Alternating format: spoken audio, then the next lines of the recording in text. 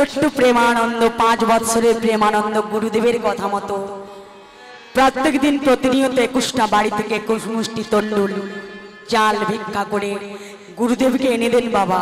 আর গুরুদেব কি করেন? গুরুদেব রামানন্দ ব্রহ্মচারী ওই চালগুলো ভালো করে ধুয়ে পরিষ্কার করে রন্ধন করে থালাতে অন্ন, বাটিতে ব্যঞ্জন, গ্লাসে জল দিয়ে ভালো করে ধূপ প্রদীপ জ্বালিয়ে দিয়ে আসন করে দিয়ে কি করে?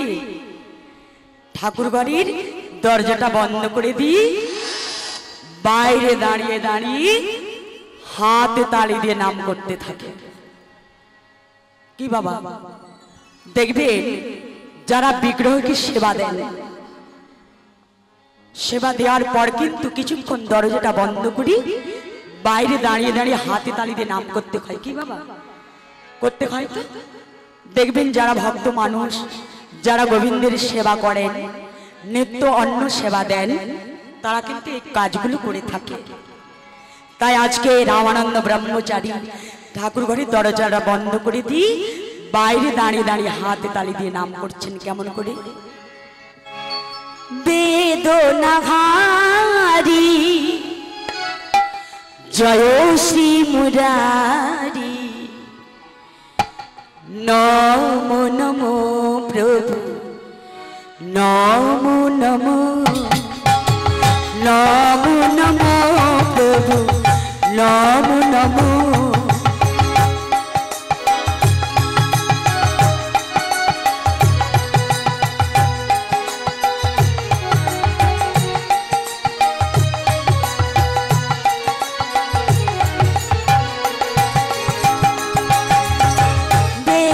বেদনাহারি জয় শ্রী মুরারি, নমো নমো প্রভু, নমো নমো, নমো নমো প্রভু, নমো নমো।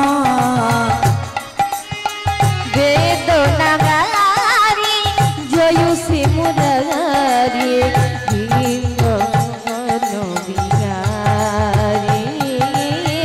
জয় শ্রী মুরারি। সন্ধ্যা সকালে হে দয়াময়, হে কৃপাময়, তোমাকে দেওয়ার মতো আমার কিছু নেই গো। তুমি যেটুকুনি দিয়েছো সেটুকুনি তোমার সেবা আমি দিচ্ছি, তুমি ভক্তি ভরে গ্রহণ করো। সন্ধ্যা সকালে ডাকি গো তোমারি, সন্ধ্যা সকালে ডাকি গো তোমারে, সন্ধ্যা সকালে ডাকি গো তোমারি, সন্ধ্যা সকালে ডাকি গো তোমারে। একেবারে সুপ্রভু হৃদয়ে নমঃ, জয় শ্রী মুরারি কৃষ্ণ মুরারি, নমো নমো প্রভু, নমো নমো। তাই গৌর হরি বল, হরি বল। কৃষ্ণ মুরারি, নমো নমো প্রভু, নমো নমো। এইভাবে রামানন্দ ব্রহ্মচারী হাতে তালি দিয়ে নাম করেন বাবা। নাম সেরে কিছুক্ষণ পরে ঠাকুর ঘরের দরজাটা খুলিয়ে যখন ভেতরে প্রবেশ করেন তখন কি দেখেন? ওই যে থালাতে অন্ন দিয়েছিলেন, থালার অর্ধেকটা অন্ন, বাটির অর্ধেকটা ব্যঞ্জন, গ্লাসের অর্ধেকটা জল ভগবান সেবা করি তার এই হাতের আঙুলের 5টা ছাপ, 5টা আঙুলের ছাপ অন্যের থালার মধ্যে দিয়ে ভগবান চলে যান। আহা, এমন পরম ভক্ত হলেন রামানন্দ ব্রহ্মচারী, যার নিজের হাতে রন্ধন করা অন্ন ভগবান প্রত্যেক দিন আসনে বসে সেবা করতেন। তাকে ভক্ত মণ্ডলী, ভক্তিমতী মাইরা অপরাধ নেবেন না, আমরাও সেবা দিই গোবিন্দকে। ধরুন বাবা, বাজারে গিয়ে আপনি 10টা নাড়ু কিনে এলেন, দোকান থেকে 10টা নাড়ু কিনে এনে গোবিন্দের থালাতে সাজিয়ে দিলেন। সাজিয়ে দেওয়ার পর কিছুক্ষণ পরই দরজাটা খুলিয়ে ভেতরে প্রবেশ করে গিয়ে দেখলেন থালাতে যে 10টা নাড়ু দিয়েছিলেন বাবা, 10টা নাড়ুই পড়ে আছে। তাই এবার বলুন তো বাবা, ভগবান তবে কি সেবা করলেন? ভগবান কি সেবা করলেন? বলছেন হ্যাঁ, এটাও সেবা। এটা কি রকম সেবা? এটা হলো পরোক্ষ সেবা। আর প্রত্যক্ষ সেবা কোনটি? না, যেখানে ভগবান নিজে আসনে বসে নিজ হাতে সেবা করে থাকেন, এটা হলো প্রত্যক্ষ সেবা। নেতাই গৌর প্রেমানন্দ। তা এইবার আপনারা বলবেন যে ভগবান তবে কার হাতে সেবা করে, কার ঘরে সেবা করে?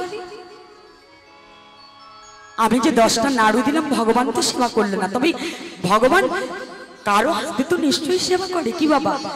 তবে আমরা খাওয়ানোর মতো খাওয়াতে পারি না ভগবানকে, ডাকার মতো ডাকতে পারি না, তাই তো গোবিন্দ আমাদের সাড়া দেন না।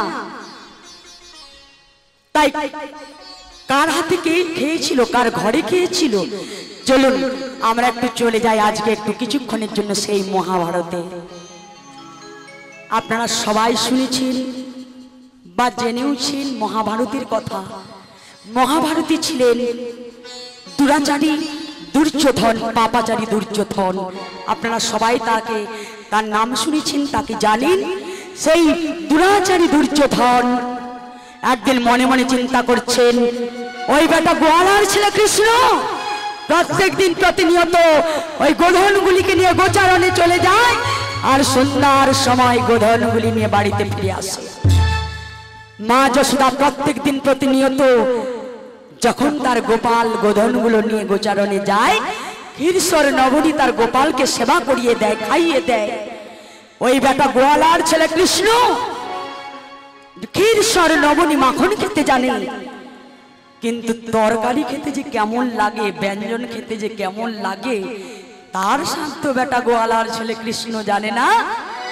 তো আজকে আমি আমার ঘরে ওই বেটা গোয়ালার ছেলে কৃষ্ণকে ব্যঞ্জন রান্না করে সেবা করাবো। এই কথা মনে করে বাবা কি করলেন? দুরাচারী দুর্যোধন ছুটে চলেছেন ভগবান কৃষ্ণের কাছে।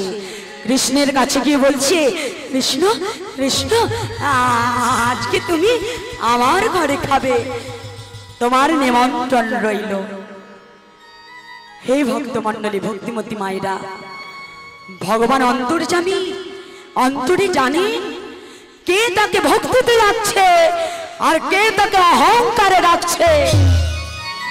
আর কেউ না জানুক, আপনি জানবেন না, আমি জানবো না, কিন্তু অন্তর্যামী অনাদির আদি গোবিন্দ তিনিই কিন্তু জানতে পারেন কে তাকে অহংকারে ডাকছে আর কে তাকে ভক্তি ভরে ডাকছে। ভগবান কি করলেন? দুর্যোধনের কথাগুলো এক কান দিয়ে শ্রবণ করে আর এক কান দিয়ে বের করে দিলেন। বের করে দিয়ে বাবা যাচ্ছেন কোথায়? যার ঘরে একটিও চালের দানা খুঁজলে পাওয়া যাবে না। হরি বল, হরি বল, হরি বল। সেই বিদুরের ঘরে চলেছেন ভগবান। ভক্ত বিদুরের ঘরে চলেছেন আজ ভগবান সেবা করবার জন্য। বিদুরের স্ত্রী পরাশরী দেবী স্নান সেরে, ও মায়েরা, মায়ের একটি মাত্র বসন, একটি মাত্র কাপড়, মামার ভিজে কাপড়টা বাইরে মিলে দিয়ে একটা ছেঁড়া বস্ত্র পরিধান করে বাড়ির এক কোণে দাঁড়া রয়েছে কোনো রকমে লজ্জাটুকু ঢেকে। মা লজ্জাতে বাইরে বেরোতে পারছে না। আর ঠিক এমন সময় রাধি রাধি গোবিন্দ ভগবান শ্রীকৃষ্ণ বিদুরের দরজায় এসে বিদুরের স্ত্রী পরাশরীকে ডেকে বলছে, মা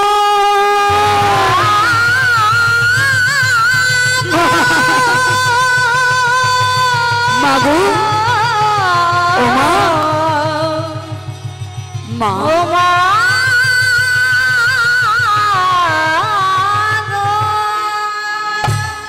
একটু বাড়ির বাইরে বেরিয়ে এসো না মা।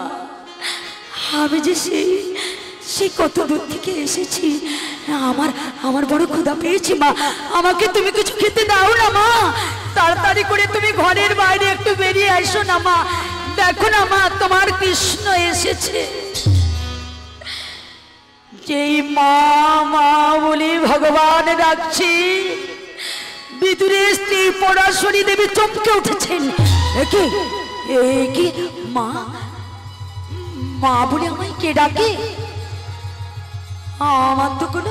আমার তো কোনো সন্তান নেই, আমার তো কোনো নিজের ছেলে নেই যে আমাকে মা বলে ডাকবে।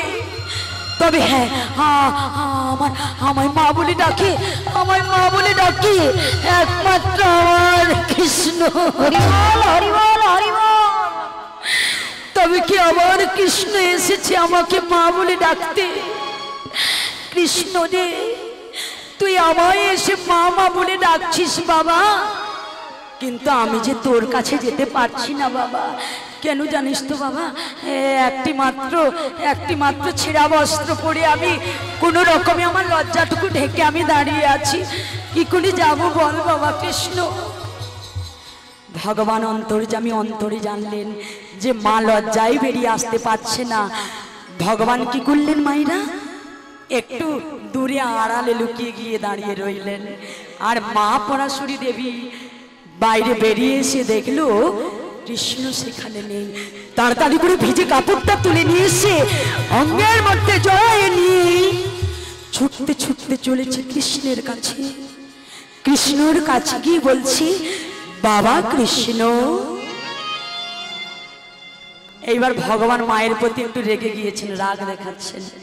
যাও, চলে যাও, কত তোমায় ডাকলাম মা মা বলি।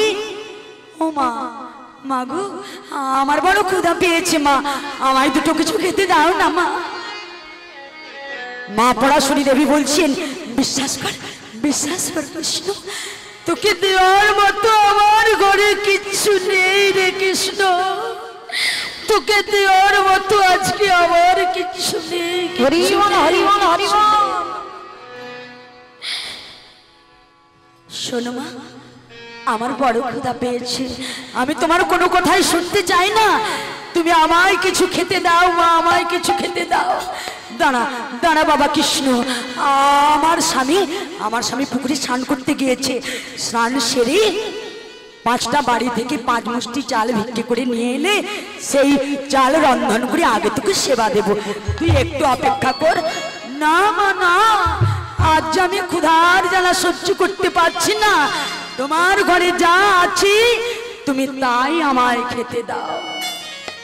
মা পরাশরী দেবী বাবা বারে বারে বলছেন, বিশ্বাস কর কৃষ্ণ, আমার ঘরে থেকে দেওয়ার মতো কিচ্ছু নেই।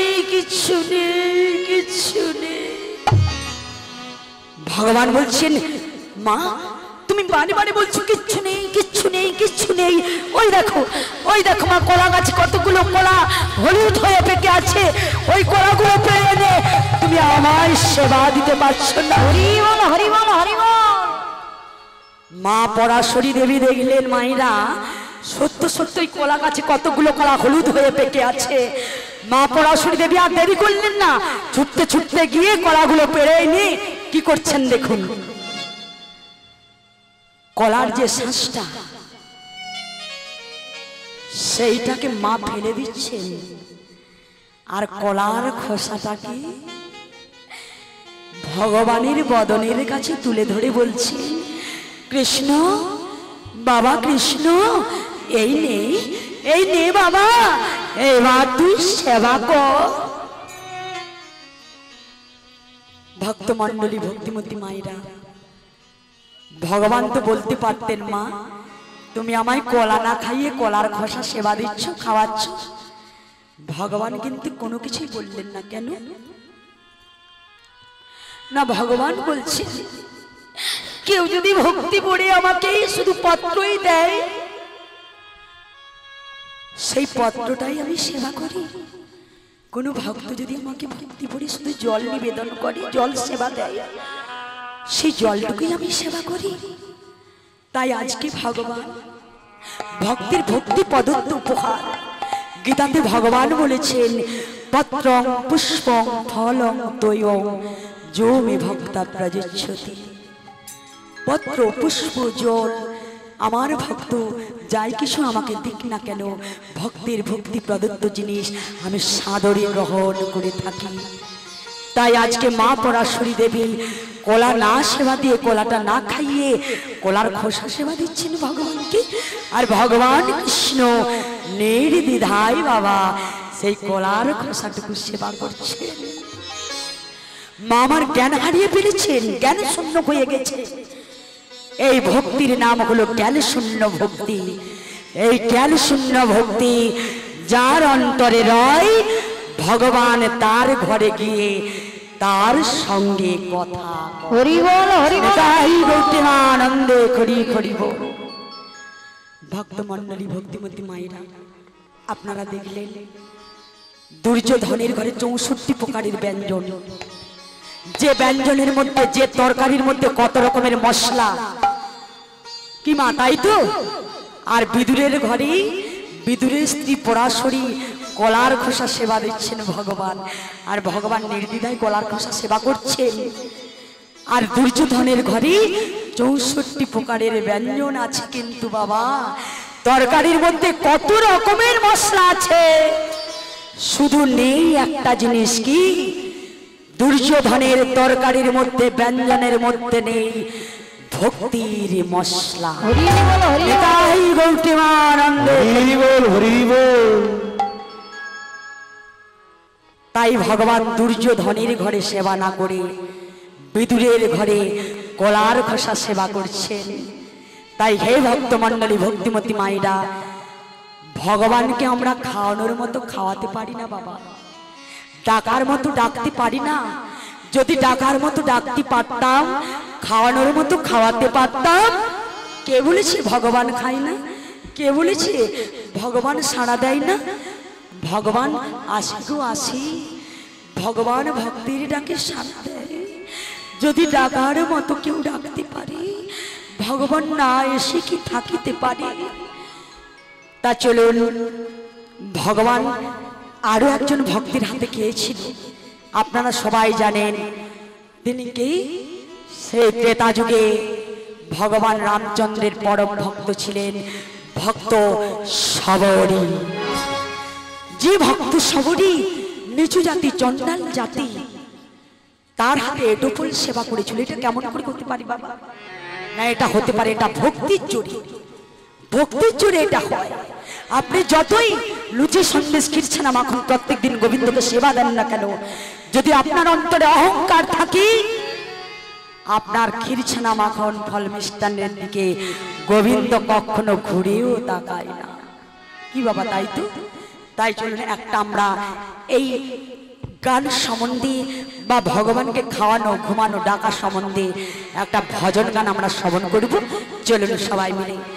অচ্যুতং কেশবম কৃষ্ণ দামোদরম রাম নারায়ণম জানকী বল্লভম। অচ্যুতং কেশবম কৃষ্ণ দামোদরম রাম নারায়ণম জানকী বল্লভম। অচ্যুতং কেশবম কৃষ্ণ দামোদরম রাম নারায়ণম জানকী বল্লভম। অচ্যুতং কেশবম কৃষ্ণ দামোদরম রাম নারায়ণম জানকী বল্লভম।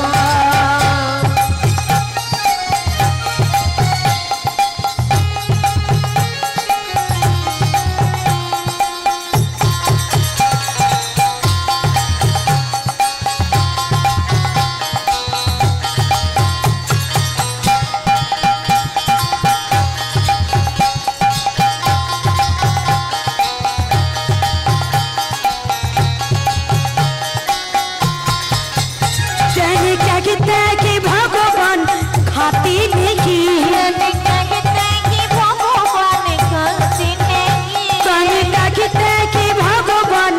খাতি নেকি,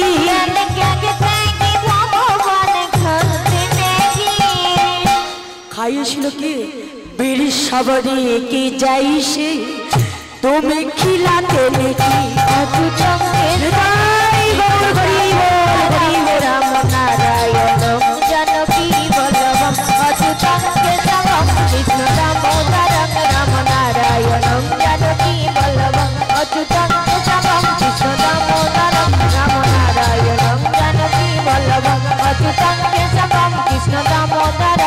রাম নারায়ণ জানকী বল্লভ। ভক্তমণ্ডলী ভক্তিমতী মায়েরা দেখতে দেখতে 2 বৎসর কেটে চলে গেল। প্রেমানন্দের বয়স কত ছিল? 5 বৎসর, তাই তো? 2 বৎসর কেটে গিয়েছে, প্রেমানন্দের বয়স হয়ে গেল 7 বৎসর। তা প্রেমানন্দ গুরুদেবের কথা মতো প্রভাতে উঠে স্নান সেরে শুদ্ধ বসন পরে কাঁধে একটা ভিক্ষার ঝোলা নিয়ে মায়েরা প্রতিদিনের ন্যায় আজকেও বেরিয়ে পড়েছে ভিক্ষা করতে যাওয়ার জন্য। ভিক্ষা করতে পথে বেরোলো, হঠাৎ আকাশে মেঘের গর্জন, প্রচন্ড মেঘ, বিদ্যুৎ চমকাচ্ছে, ঘন ঘন ঝড় বইছে, বাতাস বইছে। আর প্রেমানন্দ ভিক্ষার ঝুলিটা নিয়ে পথে ছুটতে ছুটতে চলেছে। আকাশে আকাশে এত মেঘ, মনে হচ্ছে এক্ষুনি বৃষ্টি নামবে। দেখতে দেখতে মুষলধারে বৃষ্টি নামলো। প্রেমানন্দ ভয়ে থরথর করে কাঁপছে। এই ঝড় বৃষ্টিতে মনে হচ্ছে আজকে আমাকে কেউ ভিক্ষে দেবে না গো। তবে কি আজকে আমার গিরিধরের সেবা বন্ধ হয়ে যাবে? তবে কি আমার গুরুদেব মনে আজকে দুঃখ পাবে? না না, এটা আমি কিছুতেই হতে দেব না। প্রেমানন্দ বৃষ্টিতে ভিজতে ভিজতে ছুটতে ছুটতে মায়েরা আপনাদের মতো মায়ের দুয়ারে ছুটে চলেছে। প্রত্যেক দুয়ারে দুয়ারে গিয়ে দরজায় টোক্কা মেরে বলছে, ও মা, বাড়িতে কে আছো মা? আমায় এক মুষ্টি ভিক্ষা দাও। বাইরে প্রচন্ড বৃষ্টি হচ্ছে মায়েরা। তা আপনাদের মতো মায়েরা কি করেছি? ঘরের ভেতরে প্রবেশ করে জানালা দরজা বন্ধ করে দিয়ে বসে আছি। আর প্রেমানন্দ বাইরে থেকে চিৎকার করে যাচ্ছে, ও মা, মা, বাইরে একটু বেরিয়ে এসো না মা, আমায় এক মুষ্টি ভিক্ষা দাও না মা। ভেতর থেকে মায়েরা বলছে, এই খোকা, চলে যা, আজকে তুই ঘরে ফিরে যা। দেখতে পাচ্ছিস না বাবা, বাইরে প্রচন্ড বৃষ্টি হচ্ছে, আমরা বেরোতে পারছি না। যা বাবা, আজকে ফিরে যা, কাল আসিস, কাল আমরা তোকে ভিক্ষা দেব। মনে বড় ব্যথা পেল প্রেমানন্দ। তবে কি আজকে আবার গিরিধরের সেবা বন্ধ হয়ে যাবে? আমি কেমন করে শূন্য আঁচলটা নিয়ে গিয়ে আমার গুরুদেবের কাছে গিয়ে বলবো, গুরুদেব, আজকে আমাকে কেউ ভিক্ষা দেয়নি, গুরুদেব কেউ ভিক্ষা দেয়নি। প্রেমানন্দ বৃষ্টিতে ভিজতে ভিজতে বাবা নয়ন জল বুক ভাসিয়ে কাঁদতে কাঁদতে চলেছে। যেই রাস্তা দিয়ে হেঁটে হেঁটে যাচ্ছে, সেই রাস্তার ডান পাশে ছিল জমিদার বাবুর বাড়ি। জমিদার গিন্নি ঘরের ভেতরে বসে বসে দরজা বন্ধ করে দিয়েছে, জানলাটুকু খুলে রেখেছে, ভেতরে বসে বসে বাইরে বৃষ্টি দেখছে বাবা। হঠাৎ তার লক্ষ্যে পড়ে গেল একটা 5 বৎসরের ছেলে, ছোট্ট ছেলে, কাঁধে একটা ভিক্ষার ঝুলি নিয়ে নয়ন জলে বুক ভাসিয়ে কাঁদতে কাঁদতে বৃষ্টিতে ভিজতে ভিজতে ছুটতে ছুটতে চলেছে। ওই প্রেমানন্দকে দেখে রানী মায়ের হৃদয়ে বড় দয়া হলো, বড় মায়া হলো। মা তখন ওই জানালার ফাঁক দিয়ে হাত বাড়িয়ে ডাকছে প্রেমানন্দকে, এই খোকা, আয় বাবা, আয় আমার কাছে আয়। প্রেমানন্দ থমকে দাঁড়িয়ে গেল। কে? মা, তুমি আমায় ডাকছো? আমায় ডাকছো মা? হ্যাঁ রে খোকা, আমি তোকে ডাকছি। শোন শোন শোন বাবা আমার কাছে। তাড়াতাড়ি করে দরজাখানি খুলে দিয়েছে। যেই খুলে দিয়েছে প্রেমানন্দ ভেতরে প্রবেশ করেছে। ভেতরে প্রেমানন্দ যেই প্রবেশ করেছে, ছোট্ট ছেলে তো, প্রেমানন্দকে কত আদর করছে। রানীমা মাথায় হাত বুলিয়ে দিচ্ছে, গালে চুম্বন করছি, বলছি, হ্যাঁ রে, তোর মা বাবা কি নেই? তুই এইটুকু বাচ্চা ছেলে বৃষ্টির মধ্যে তোকে বিক্রি করতে পাঠিয়েছে, তাছাড়া তুই কেন কাঁদছিস? বুঝি তোর মা বাবা তোকে একটু বকাঝোকা করেছে? প্রেমানন্দ বলছি, না মা, আমাকে কেউ বকাঝোকা করে না, আমার মাও বকেনি, আমার বাবাও বকেনি। তবে বল তোর কি হয়েছে, তুই কাঁদছিস কেন? ও বুঝতে পেরেছি, তোর বুঝি খিদা পেয়েছে তাই তুই কাঁদছিস। না মা, আমার মা বাবাও বকে না আর আমার খিদাও লাগে না। তবে বল তুই কেন কাঁদছিস? জানো মা, এই দেখো না মা, প্রেমানন্দ শূন্য আঁচলটা রানীমাকে দেখাচ্ছে। দেখো না মা, এই ঝড় বৃষ্টিতে আজকে কেউ আমায় ভিক্ষা দেয়নি মা, কেউ বলতে পারো মা, আজকে এই শুকনো আঁচলটা নিয়ে যে কেমন করে গুরুদেবের কাছে গিয়ে বলবো, গুরুদেব আমাকে কেউ আজকে ভিক্ষা দেয়নি গুরুদেব। গুরুদেব যে মনে বড় কষ্ট পাবে মা, আর আজকে আমার গিরিধরের সেবা বন্ধ হয়ে যাবে। শোন বাবা, তুই কাঁদিস না, তুই বল প্রত্যেক দিন তোর গুরুজিকে কতগুলো চাল ভিক্ষা করে নিয়ে গিয়ে দিস, ততগুলো চাল আমি তোকে দেব। তোকে আজ আর কোথাও বিক্রি করতে হবে না, তুই সেই চালগুলো নিয়ে গিয়ে গুরুদেবকে দিয়ে দিবি। প্রেমানন্দ মনের আনন্দে বলছে, হ্যাঁ মা, তাই তাই দাও মা, তুমি আমায় তাই দাও।